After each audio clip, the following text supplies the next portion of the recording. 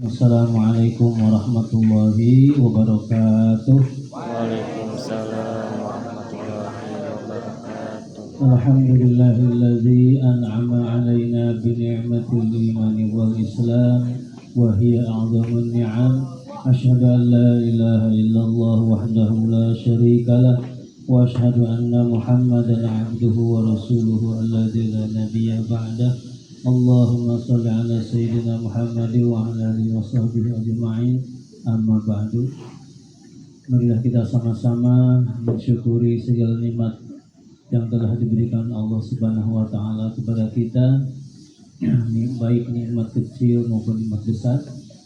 Baik nikmat kita dari mulai kita tidur, nikmat bangun kembali, dan kemudian nikmat beraktivitas, nikmat berfungsinya panca indera kita, bisa melihat, bisa ngambuan bala-bala, bisa nyeblak, bisa apalagi dan sebagainya, bisa duduk dengan enak ya, duduk ini nikmat sekali kalau kita rasakan.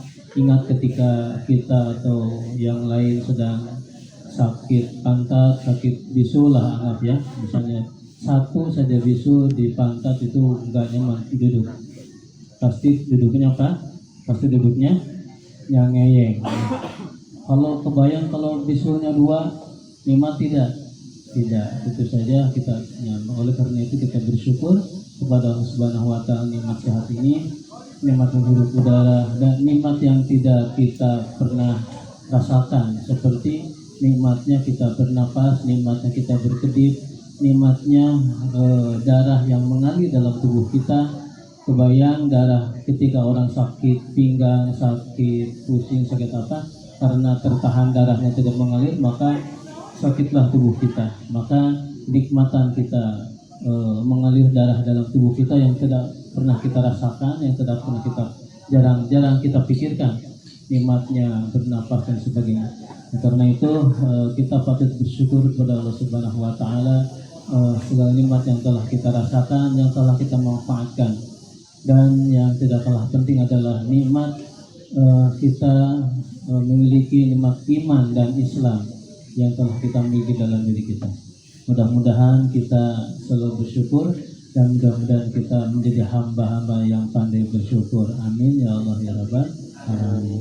Dan lupa pula salawat serta salam semoga senantiasa tercurahkan untuk baginda kita tercinta Habibana wa Nabiyana Muhammad sallallahu alaihi wasallam, yang telah membawa kita menjadi seperti ini.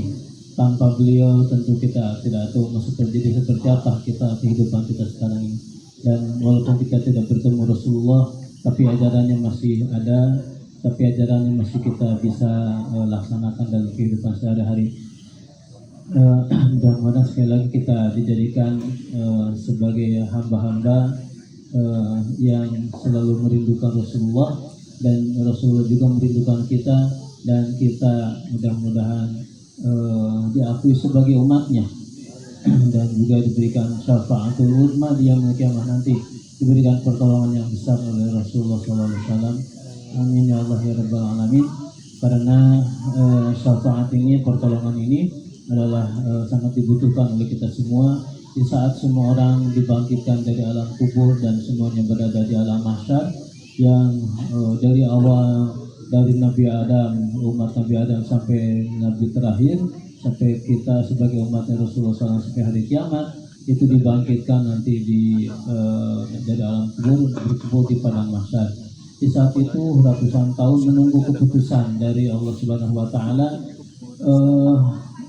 Di sana menunggunya saat-saat yang paling melelahkan itu adalah menunggu ratusan tahun. Di sana tidak ada keputusan, mau digimanain kita ini, ayo ngumpul Ada yang berenang dengan keringatnya sendiri, ada yang wajahnya wajah babi tapi wajah badannya manusia, ada yang rupa-rupa ya di alam mahsyar itu. Tapi semuanya berkumpul, seluruh umat di padang mahsyar yang begitu lama sekali sehingga mereka yang mungkin lebih dari stres ya. Apakah ada yang meninggal di sana saking stresnya? Tidak ada. Yang ada adalah kelelahan, capek, lapar dan sebagainya. Maka ada segolongan umat yang di sana mau datang ke nabinya, mau datang ke nabi untuk minta pertolongan. Ini mau gimanain kita ini, ayo terus begini. Kita tidak kuat lama-lama diam di padang mahsyar, di alam mahsyar. Maka oleh karena itu ada segolongan umat datang kepada Nabi Adam, minta pertolongan. Lalu kata Nabi Adam, maaf ya, kata Nabi Adam, aku tidak bisa menolong kalian karena aku juga diusir dari surga. Silahkan datang kepada Nabi berikutnya, kepada Nabi Nuh datang. Kepada Nabi Nuh juga sama, aku tidak bisa memberikan syafaat pertolongan. Silahkan datang ke Nabi Ibrahim. Ke Nabi Ibrahim juga diusir, aku juga tidak bisa memberikan syafaat karena aku juga pernah berbohong. Berbohong apa? Berbohong yang patung itu ya, kan ada umat itu menyembah patung. Patung itu kan disembah. Ada patung yang ketua patungnya, yang kepalanya yang gede, yang bawa kapak gini. Nah, kemudian dihancurkanlah si patung-patung yang kecilnya itu, lalu si kapaknya dikalungkan di dewanya yang patung yang besarnya.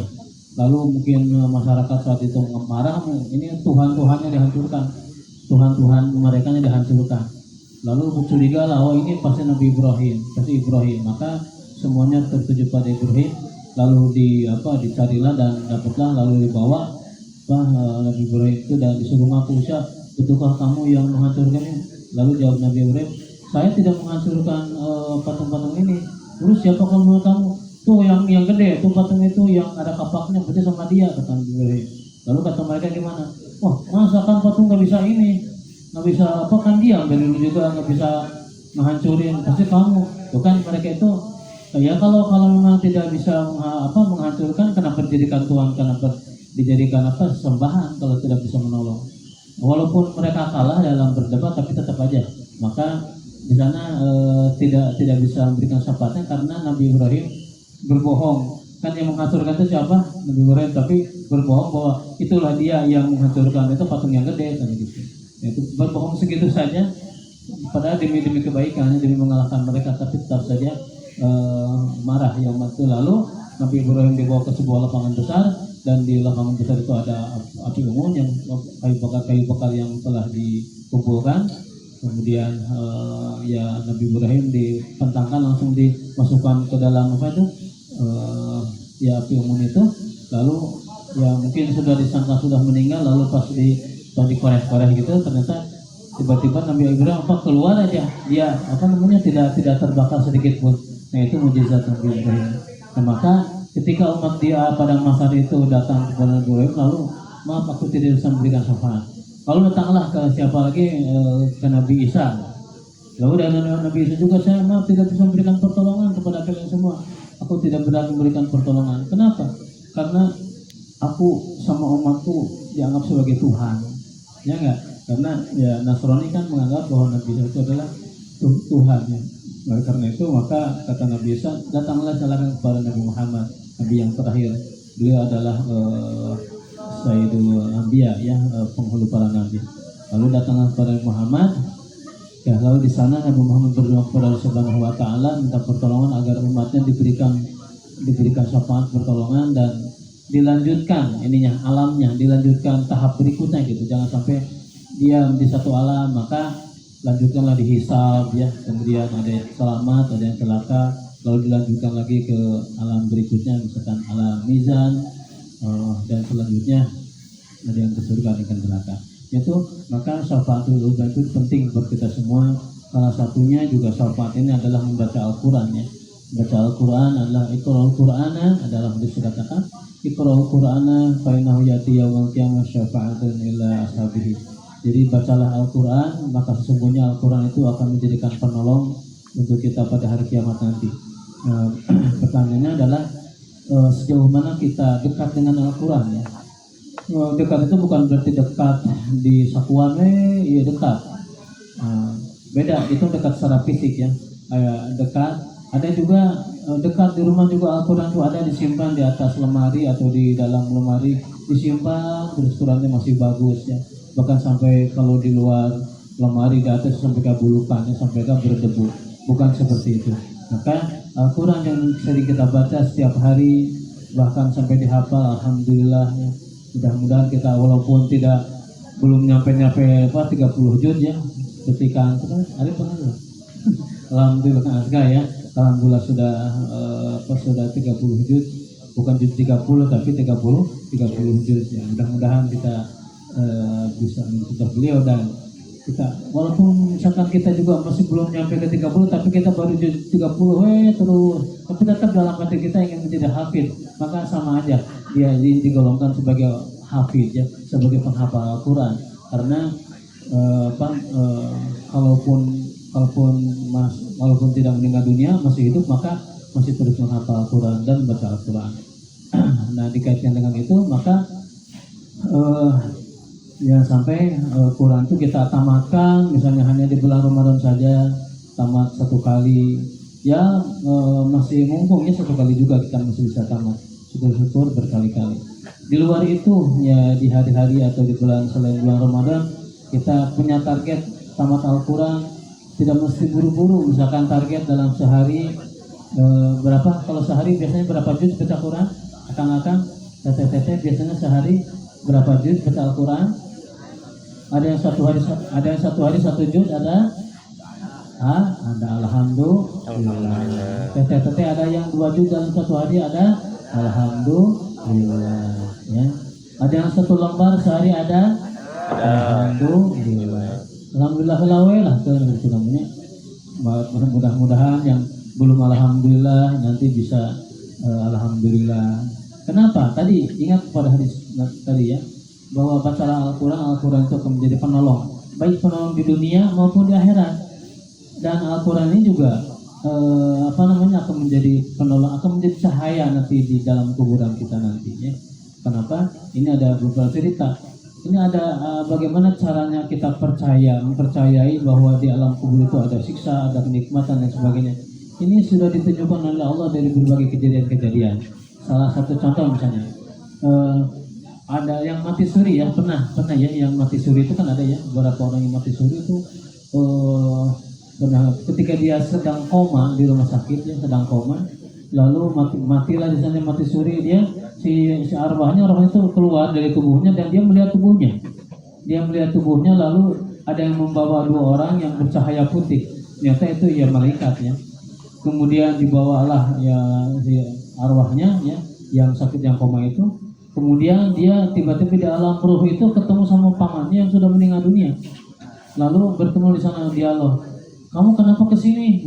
Kata paman yang sudah meninggal duluan, kamu kenapa kesini? Kamu kan belum waktunya kesini. Pulang lagi kan gitu. Dia pulang lagi ya, ternyata pulangnya. Cuman sebelum pulang dia tuh pernah dibawa dulu, lalu duduk ya. Ketika duduk itu ada yang didamping itu, di pinggir itu ada cahaya putih. Cahaya putih apa? Dia ya amalan kita di alam dunia. Lalu si roh orang meninggal dunia itu bertanya kepada cahaya putih itu, kamu siapa? Lalu kata cahaya putih itu, saya adalah amalanmu dulu. Amalan sholat, sedekah, baca Quran, yang membentuk, yang akan mendampingimu sampai hari kiamat. Itu. Ada sebaliknya, orang yang durhaka, orang yang banyak dosa, tarah sholat misalkan, atau sering ingkar janji dan sebagainya, banyak dosa, maka yang di sekelilingnya ketika ada yang datang, cahaya, bukan cahaya itu yang ya cahaya gelap ya, cahaya hitam gitu yang datang ke dia, itu kamu siapa? Lalu jawabannya, saya adalah dulu kedurhakaanmu, saya adalah dulu amalan kamu yang jelek yang membentuk sekarang menjadi cahaya hitam yang akan menghancurkanmu, yang akan menyiksamu ya. Seperti itu. Maka hubungannya dengan ada mayat mayat juga punya angan-angan ya. Cuma ada 2 mayat itu, ada mayat yang celaka, ada mayat yang selamat. Kalau mayat yang celaka itu tetap aja dia berangan-angan, ya Allah janganlah aku ya Allah kembalikanlah aku sebentar aja ke dunia, aku mau ibadah, mau sholat, mau sedekah ya. Kalau dikembalikan aku akan rajin ya. Tapi tetap saja. Dan keduanya, ya Allah janganlah kau percepat kiamat ya Allah, karena aku sudah tidak kuat. Jangankan kiamat, sekarang saja disiksa dalam kubur juga sudah tidak kuat ya. Memang sebaliknya sama orang mayat yang soleh juga sama sebetulnya. Mereka juga berangan-angan ingin apa? Ingin salah satunya ya ingin ke dunia lagi, ingin kembali ke dunia. Saya ingin apa? Ingin bertobat, ingin sholat, melaksanakan sholat, ingin bersedekah. Kayaknya kalau dikembalikan lagi ke dunia misalnya seminggu 2 minggu kayaknya nggak akan pernah keluar. Makan, sholat, ibadah, susahnya nggak akan. Jadi jajan-jajan misalkan seblak sudah nggak mau seblak, sudah tidak mau jalan bakso, bubur ayam dan sebagainya. Enggak, kenapa? Karena jangan pikirnya ibadah itu saja. Karena sebentar lagi mau ke kuburan dan mau ditanya lagi. Ya, jangankan orang yang mayat celaka, orang mayat yang soleh juga masih kurang. Hanyakah galoba, hanyakah sudah kote dulu kan 5.000 atau 1.000. Lalu apa gitu mah, semua ayat satu dikeluarkan kabeh karena gitu. Tapi ini tidak ada hubungannya ini ya. Jangan tiba-tiba pas mendengar itu langsung tiba-tiba ngodok 50.000, ada yang bisa pulang. Jadi sesuaikan dengan anggaran kita. Karena itu maka mayat yang soleh juga berangan-angan apa? Ingin cepat kiamat. Karena ingin cepat kiamat, dia ingin mendapatkan kenikmatan yang lebih banyak lagi. Di kuburan saja sudah mendapatkan kenikmatan, apalagi di surga akan mendapatkan kenikmatan yang paling besar. Kenikmatan yang paling besar juga di surga bukan hanya masuk surga saja, tapi kenikmatan yang paling nikmat, paling hebat adalah bertemu dengan Sang Rabb, Sang Pencipta. Misalnya puncak kenikmatan itu adalah bertemu dengan Sang Pencipta. Mahasiswa dan para mahasiswi semuanya karena waktu juga terbatas ya, jam 8:30. Maka ini sebagai motivasi aja buat kita semua, mudah-mudahan sekali lagi ada kuat mengatakan jangan membaca Al-Quran di waktu luangmu, tapi luangkanlah untuk membaca Al-Quran. Kalau tidak nunggunya sewe kayaknya jam sekian hanya sewe hari Minggu ada atau hari Jumat ya baca Al-Quran, itu berarti kita meluangkan itu. Tapi harus luangkanlah kapanpun kita ada, bawa kemana-mana, misalkan nggak perlu bawa Quran sekarang, makan ada di HP ya, tinggal lagi nyantai gini ya, luangkan. Kalau lagi daripada ngobrol nggak jelas sampai tadarus targetnya, misalnya sehari tadi 1 lembar aja lumayan sehari, atau mau di waktu misalnya saya pokoknya sehari 10 menit pokoknya. Sehari 10 menit itu sebetulnya sehari berapa jam sehari itu? 24 jam. Kalau kita 24 jam, berani nggak ngambil 1 jam baca Quran? Berani tidak? Berani tidak teteh-teteh ngambil waktu 1 jam dalam sehari baca Quran dari 24 jam? Berani? Adakah di antara kita yang ya katanya gini, kalau kita bisa aja kita minta, ya Allah, minta waktunya, ya Allah, saya setengah jam saja ya Allah untuk baca Al-Quran. Harus diminta, kalau nggak diminta nanti tetap aja minta nggak doang tetap ya. Dari 24 jam 1 jam saja sudah berarti 23 jamnya kemana? 1 jamnya baca Al-Quran. Dalam 1 jam juga terkadang asa kalila antei ngambil setengah jam misalnya ya. Setengah jam asa kelamaan duduk teh, padahal setengah jam itu bisa dibagi, misalnya subuh 5 menit, duhur 5 menit, pokoknya sehari setengah jam tadi. Atau misalkan sehari 15 menit aja udah, sehari 15 menit target ya. Kalau enggak tadi 2 pilihannya, apakah sehari tiap hari 7 menit atau dengan lembaran, jadi sehari 2 lembar atau 5 lembar, bisa pagi 2 lembar, sore berapa. Nah, jadi maka kalaupun misalnya hari itu tidak bisa, maka besoknya di kodoan untuk laki-laki. Kalau perempuan kan kalau misalkan sedang haid misalnya 7 hari di kodoan, 7 hari udah berat, oke, kan lah nggak apa-apa hari terhaid mah gitu ya. Cuman kalau lagi nyantai maka kita luangkan untuk baca Al-Quran. Insyaallah. Itu mungkinnya dari saya, tidak panjang lebar. Kalau ada pertanyaan, ada waktu 1 menit lagi untuk pertanyaan barangkali, mana ditunggu kalau ada. Ya kita aja mungkin ya, karena waktu sudah sampai 9 ya. Terima kasih. Mudah-mudahan ada manfaatnya, dan inti dari kultum ini atau pemateri ini adalah mari kita kembali ke Al-Quran, mari kita merapat kepada Al-Quran, karena walaupun tidak tahu maknanya ya, syukur-syukur tahu maknanya ya, walaupun tidak tahu maknanya, bacanya saja sudah mendapatkan pahala dari Allah Subhanahu wa taala. 1 huruf dibalas 10, apalagi kalau kita berlembar-lembar, maka pahala menunggu kita. Terima kasih. atas perhatiannya, mudah-mudahan manfaatnya. Jika mau ada pertanyaan silakan, tidak apa-apa. Baik, saya kembalikan kepada MC. Assalamualaikum warahmatullahi wabarakatuh. Assalamualaikum.